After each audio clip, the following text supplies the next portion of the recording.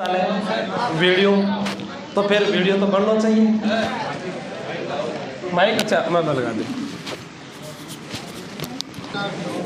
Start है।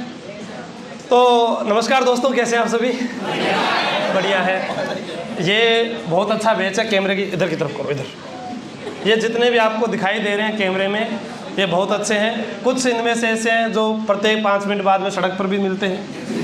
पढ़ाई करना ना करना वो तो इनकी मर्जी है, लेकिन जहाँ तक हो सकता है पढ़ने की कुछ कोशिश कर रहे हैं। हो सकता है कि सफलता की कड़ी में जैसे आज ये भाई हमारे बीच पहुँचे हैं, इनमें से भी कोई एक चेहरा किसी ना किसी दिन मिठाई लेकर पहुँचे, ये मेरे दिल से कामना है। बाकी तो डिपेंड तुम पर करता है। ठीक है, तो आज अपने बात करते हैं वन रक्षक का जो हाल ही में रिजल्ट जारी हुआ, उसमें फाइनल सिलेक्शन हुआ है। कुक्कस से हमारे बीच पवन हमें बताएंगे कि किस प्रकार से इन्होंने वो जड़ी बूटियाँ, जैसे पवन पुत्र लेकर आए थे, वो कौन सी जड़ी बूटियाँ थी जिनको इन्होंने पिया और कैसे इन्होंने मेहनत की और कितना इनको समय लगा। क्या ये उन लोगों में से है जो बरसात के आने पर छतरी लेकर निकलते हैं? क्या ये वो हैं जो पहले से सचेत थे और शांति काल में इन्होंने तैयारियां की? कितने एग्जाम लगभग इन्होंने दिए या इनको याद है? जानते हैं पवन से। तो पवन जी आप बताएं। बस बोलते रहो, आवाज़ आ जाएगी। सर मैं 2020 में थोड़ा सा तेज़ बोल दो। इसको पकड़ो, मैं कर देता हूँ। हाँ अब बोलो। 2020 में जैसे लॉकडाउन लगा, थोड़ा सा तेज़। और 2020 में जैसे लॉकडाउन लगा था पबजी खेलता था। पबजी, ठीक, अच्छी बात है, पबजी खेलते थे। थोड़ी सी आवाज़ बढ़ा दो एक। तो सितंबर में जाके पबजी बैन हो गया था। अच्छा, पबजी बैन हो गया था। कौन से सितंबर 2020 में पबजी बैन। फिर नवंबर में जो राजस्थान पुलिस की एग्ज़ाम थी, अच्छा, तो उसकी मैं 2 महीने तैयारी की, तो मेरा नहीं हुआ उसमें। 2 महीने तैयारी में नहीं हुआ। तो 2021 में वापस लॉकडाउन लग गया। तो 2021 अगस्त 2021 में मेरा फ्रैक्चर हो गया। अच्छा, फिर आप ऑपरेशन हो गया मेरा। तो माँ बाप का चेहरा मेरे नज़रों के सामने था, दुखी चेहरा था। तो मैंने सोचा अब तो तैयारी करनी पड़ेगी। तो 2021 निकलता गया। फिर 2000 मेरा उसमें क्या नाम है उसमें, ग्राम सेवक में पहला पेपर पहला हो गया था, एग्जाम दिया, दूसरे में नहीं हुआ, फाइनल नहीं हुआ मतलब। तो फिर 2022 में मैंने एग्जाम दिया राजस्थान पुलिस की, उसमें भी नहीं हुआ। फिर इसमें नवंबर में फॉरेस्ट गार्ड की एग्ज़ाम लगी थी, तो उसमें मेरा हो गया। अच्छा, अभी आपने ज्वाइन कर लिया या करोगे? कर लिया। कहाँ से ज्वाइन किया है? DCF जयपुर है, खातीपुरा रोड, जयपुर से रोड। तो आप मेरे से कैसे जुड़े? मतलब मिठाई लेकर आए, मार तो नाम ही कौन है? शिवाजी सर के कोर्स में आपका कोर्स उसमें सर। अच्छा, तो आपने जो तैयारी की उसमें आप 2017 से लगे? 2021 से लगे। 21, 22, 23 3 साल लगे। तो ये जो यहाँ बैठे हैं ये कहते हैं मान 6 महीना हम नौकरी लगा दो, हम क्यों लगाऊँ? तो जैसे मेरा वो नहीं रूटीन नहीं था ना, तो अच्छा, रूटीन जैसे 2022 में मेरा रूटीन बना था। लगभग आपने कितने घंटे रोजाना एवरेज पढ़ाई करते थे? लगभग मेरा 10 से 12 घंटा रोज पढ़ता था। 10 से 12 घंटे रोज। ये हमारे 5-6 घंटे बाद में यानी भूख लग गया है, पानी पी बजावे। ये ऑफलाइन में जो आते हैं ऐसा इनके साथ होता है। क्या आपके साथ कभी हुआ ऐसा कि आपका भी मन ऐसे करता था कि मैं किताब पकड़ूं फिर उसको रख दूं, फिर हेलो चुप, 1 मिनट रुक जाओ भाई, पानी पीने जाऊं या मोबाइल चला लूं या घर छोड़कर चला जाऊं, कभी हुआ? जैसे मैं 1 घंटा में पढ़ता था, हाँ, तो 5, 7, 10 मिनट में रेस्ट कर लेता था, फिर वापस आगे बैठ जाता था। ऐसे ही मैं तैयारी करता था। अच्छा, ऐसे तैयारी कर। आपके घर में और कौन कौन लगे हुए हैं नौकरी? मेरे भैया है बड़े, ताऊजी के लड़के हैं। क्या लगे हुए हैं? फॉरेस्ट डिपार्टमेंट में। वो फॉरेस्ट डिपार्टमेंट में। उसके अलावा कोई और परिवार में?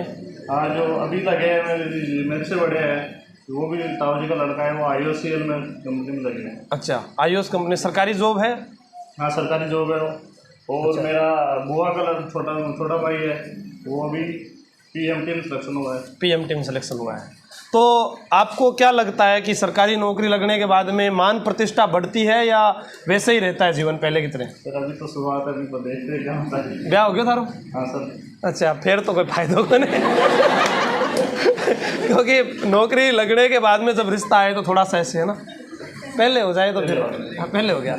चलो कोई बात नहीं। और क्या कहना चाहोगे, ये जो तैयारी कर रहे हैं इनको क्या कहना चाहोगे? अच्छा, तैयारी करते रहो, फिर क्या है बोला तैयारी कैसे करें, कुछ बताओगे?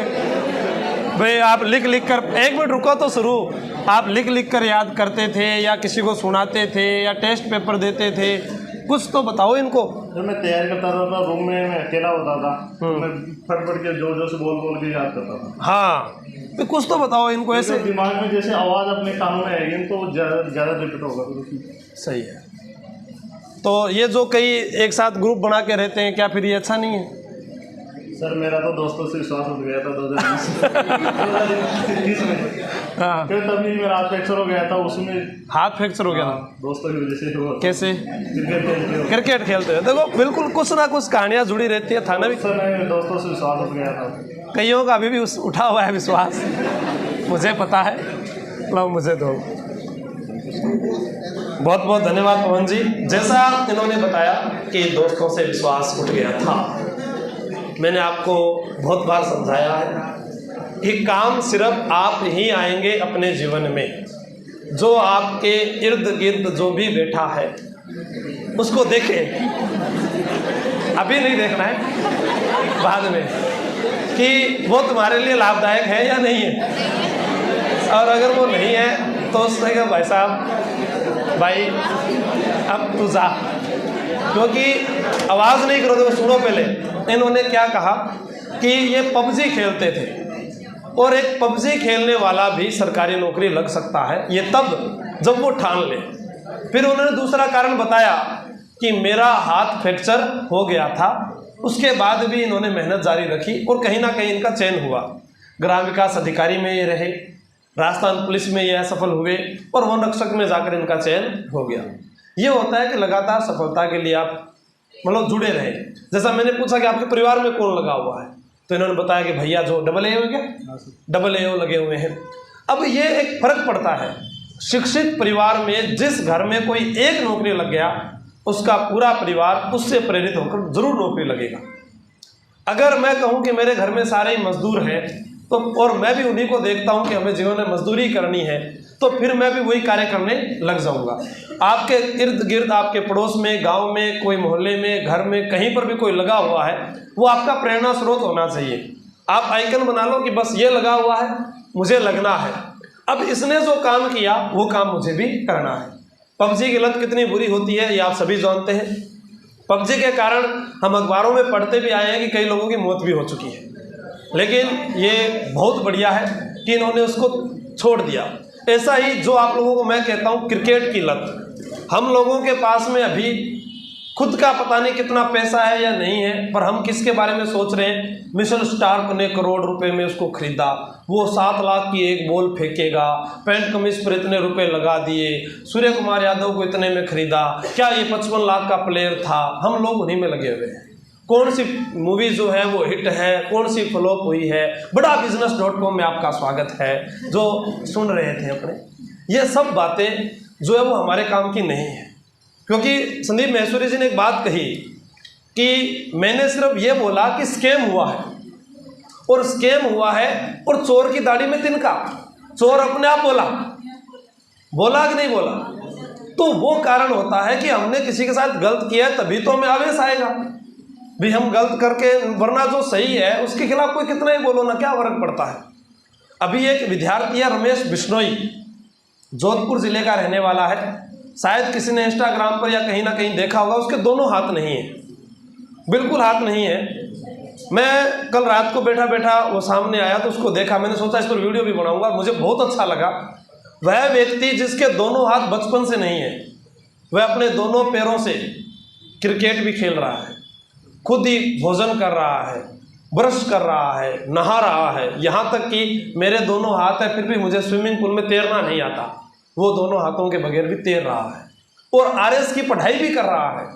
जीवन में संघर्ष तो उसको कहते हैं ना, आपका काहे को संघर्ष करें?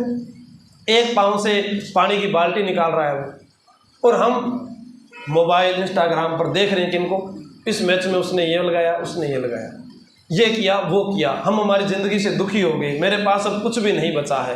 3 साल तो इन भाई साहब को ही लग गए, और 3 साल, 2 साल, 1 साल ये मामूली बात है कंपटीशन की। कोई डिग्री थोड़ी लेने आए हो आप कि 12वीं का एग्जाम दिया, पास हो गए, डिग्री मिल गई। डिग्री से नौकरी नहीं मिलेगी। मेहनत करनी पड़ेगी, तपना पड़ेगा। जब आपको ऐसे लग जाए ना बिल्कुल कुछ भी नहीं बचा है, तब जाकर ऐसे मान लो नौकरी मिल जाए। और उस व्यक्ति को देखकर अपने आप जुनून आता है कि उतना भी अगर करे ना तो बहुत कुछ है। तो पवन जी के लिए एक बार तालियां। और अब तुम्हारे लिए भी मैं कह रहा हूँ, कौन से जो हैं वो हाथ ऊपर करके बताएं कि हम नौकरी लगकर मिठाई लेकर आएंगे। अभी कहीं सोच रहे हैं, देखिए गौर से इन लोगों को, इनमें से कई तो ऐसे अभी खुद पर विश्वास नहीं है। दोबारा पूछो सवाल क्या? मतलब आप लोगों से मैंने ये पूछा कि मिठाई लेकर आओ, कई तो ना खर्च लाग जाओगे है। अरे नौकरी लगने के बाद 60 साल का जीवन तय होता है। ये इनकी पत्नी, इन्होंने बताया माँ बाप का दुखी चेहरा। अब वो चेहरा अगर आपको लगता है कि उसको खुश करना है तो भगवान ने तुम्हें इतना बड़ा जीवन दिया है, वरना कहीं पशुओं में होते तो घूमते ना उधर। अब ये जीवन मिला है, हमें अपने आप को कार्य करना है। मैंने आपको बताया होगा, वीडियो में भी कई बार पहले बोला हुआ है, 12वीं क्लास के बाद मैं मेरे घर से मजदूरी करने के लिए निकला हुआ व्यक्ति हूँ। और पापा से इतना डर लगता था, कभी पैसे मांगे ही नहीं। मम्मी तू दे, पापा कौन दे मन पता, पर तू पैसा दे दे, चोरी चोरी कर करके निकाल के कॉलेज में जाता। और उसके बाद ऐसा लगा कि मम्मी भी कब तक देती रहेगी पैसे, क्योंकि पड़ोसी जो है वो ताने मारते थे। पापा सरकारी कर्मचारी हैं तो उनके पास सरकारी कर्मचारी वाले व्यक्ति रहते हैं, उनमें किसी का भी बेटा नौकरी लग जाता। देख आज वह लालचंद जी को छोरो लाग गयो, देख आज वो सिंगल जी को छोरो लाग गयो। ये मेरे पापा के साथ के स्टाफ के टीचर थे। मैं भी कई बार सोचता हूँ पापा कभी ये भी दिन आए कि वो देखो शर्मा जी का लड़का लड़की भगा के ले गया। कभी आप ये भी उदाहरण दो, पर कभी उन्होंने ऐसा उदाहरण दिया ही नहीं। लेकिन उन्होंने हमेशा ये कहा कि वो नौकरी लग गया, ये नौकरी लग गया, तू क्यों नहीं लगा। अब 12वीं पास करने के बाद में आदमी को समझ में नहीं आती कि मैं करूं क्या। उसके किसी ने कह दिया कि तू आरएस की तैयारी कर ले, सिलेबस उसको पता नहीं है, वो डूब गया किताबों के अंदर। फिर रिजल्ट आया कि कितने साल खराब कर दिए, 3 साल। क्या कौन सी नौकरी लगा? कोई भी नहीं लगा। आपको टारगेट खुद को बनाना है अपने शरीर के सामर्थ्य के अनुसार। जैसा इन्होंने कहा अकेले में बोल बोल कर पढ़ता था। मैं आपको क्या कहता हूँ, किसी को सुनाया करो, कहता हूँ ना। गलती का पता कैसे चलेगा? जब कोई को सुनाओगे तभी ना। और मैंने कितनी बार कहा है कि एक किताब ले लो, सुन रहे भाई, रोजाना के सुन। अपने को फायदा खुद का देखना है तो पढ़ाई करो, नहीं तो देखो तुम भी आज आ रहे हो, कल कोई और आएगा, फिर और कोई मिलेगा, फिर उसके बाद तुम्हारा जीवन आगे बढ़ता जाएगा। ये बातें तब याद आएगी जिस दिन किसी गोलगप्पे वाली रेडी पर बोलोगे गोलगप्पे खा लो, ठीक है, सब्जी ले लो, या कपड़े की दुकान पर काम करो, या मजदूरी करो, या खेत में काम करो। ये तब याद आएगा कि वो आदमी रोज ये कहता था पढ़ लो, और पढ़ने बाद नौकरी लग जाओ। उसके बाद आप मुझे कहना सर फिल्म देखने चलना है, चलो नहीं यार, तुम्हारा खर्चा होगा, हमारा चर्चा होगा, चलेंगे ना, तुम्हारे पास भी पैसे आ जाएंगे। अब कोई मुझे कहेगा अपने घूमने चले, काहे के चले, हम माँ बाप से मांग मांग कर ला रहे हैं, अभी पैसा है नहीं, तो उसको कमाने के लिए काम करना पड़ेगा। कितने साल के हो गया कौन जी? 24 साल की उम्र में नौकरी मिली है। और 24 से अगर कोई यहाँ पर एक भी साल ऊपर बैठा है, 25 साल का भी, तो उसे सोचना चाहिए कि मेरे जीवन के मैंने इतने साल खराब किए ना। और लोग 18 साल में भी नौकरी लगे, मानो कि नहीं लग पाए, किस में लग जाओ, 22 में लग जाओ, 23 में लग जाओ, 24 साल तो बहुत होते हैं। कंपटीशन तो 18 साल बाद शुरू हो जाता है। उसके बाद भी 6 साल तैयारी करने के लिए कम थोड़ी है। 6 साल में तो आदमी बहुत कुछ बन सकता है। तो अपने आगे चित्रकला है, मारवाड़ की चित्रकला, थोड़ा सा इनको भी बताओ कि आपको कुछ आता है कि नहीं आता है। ये भी आगे जाएंगे, मम्मी मैं वहाँ गया, वहाँ बहुत अच्छे अच्छे बच्चे थे, वो पढ़ रहे थे। तो आप मुझे बता सकते हैं कि चावंड को आपातकालीन राजधानी किसने बनाया था? हैं? नाथ द्वारा चित्रशैली की शुरुआत किसके समय हुई थी? किसके समय? केले के पत्ते पर सांझी कहाँ की प्रसिद्ध है? फट चित्रकला कहाँ की प्रसिद्ध है? देखो हमारे बच्चे कितने बताते हैं। और बताएं, बहुत सब कुछ इनको रटाया हुआ है, अभी और बताएंगे। मुझे पिछला चैप्टर याद करने दीजिएगा। पहले कौन सा टॉपिक करवाया था? देवियाँ। अच्छा, देवियाँ बताई थी, देवियाँ बता देंगे। देखो एक फूल बता देंगे। चूहों वाली देवी किसे कहते हैं? आसान प्रश्न तो इन्हें आता है, अब मुश्किल प्रश्न भी बताएंगे। हाँ, क्योंकि कैमरामैन को भी पता है कि आसान प्रश्न पूछेंगे तो ये बता देंगे। लेकिन हाँ, बाहर वाली जनता यही सोचती कि आसान पूछे थे, मुश्किल मुश्किल प्रश्न पूछते हैं। वह मेला जिसको बैलगाड़ी मेले के रूप में जाना जाता है, वाह, तुम तो बहुत होशियार हो, तुम्हें तो नौकरी मिलेगी। वह मंदिर जहां पर अंगूठे की पूजा होती है शिव के, अचलेश्वर कहाँ पर है ये? चलो ये बताओ मुझे कि हाड़ौती के अंदर वह कौन सी देवी है जिसकी पीठ की पूजा होती है? कौन सी देवी है? चलो कोई ये बता सकता है क्या मुझे, रघुनाथ सिंह का मुकदमा पुस्तक किसकी है? किसकी है? अखरो रुपयो चांदीरो राज महात्मा किस प्रजामंडल से संबंधित है? कोई ये बता सकता है? चूरू में 2 पाठशालाएं खुली थी, क्या नाम था? कबीर और पुत्री? पक्का सही बताओ। चलो एक अच्छा सा प्रश्न पूछूंगा, कलीला दमना किस पुस्तक के पाठ है? पंचतंत्र किसने लिखा है? विष्णु शर्मा ने, ये भी तुम्हें पता है। चलो मुझे ये बताओ, वर्तमान में हमारे मुख्यमंत्री कौन है? कौन से क्रम के मुख्यमंत्री है? वाह, सब पता है ना? ठीक है, बहुत बहुत धन्यवाद आपका मोहन जी, थैंक यू। ठीक है, मिलते हैं बड़े।